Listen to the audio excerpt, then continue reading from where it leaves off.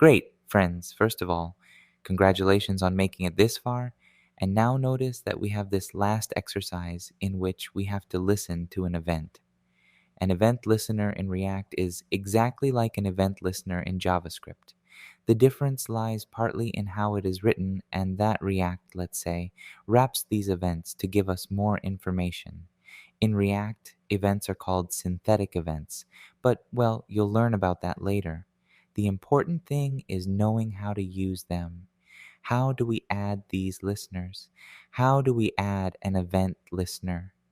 We don't have to do add event listener as we did in vanilla, but we simply place here, for example, on click and assign the function we want to use on that click. In this case, click handler.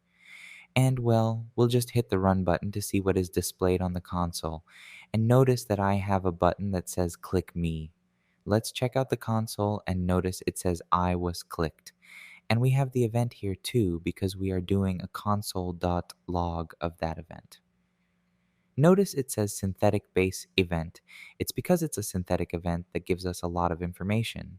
We have a timestamp, we have the event type, we have where it was clicked.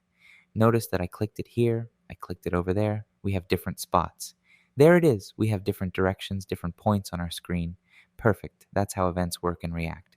We can use it for click, but we could also use on abort, on aux click, on before input, on blur, lots of things.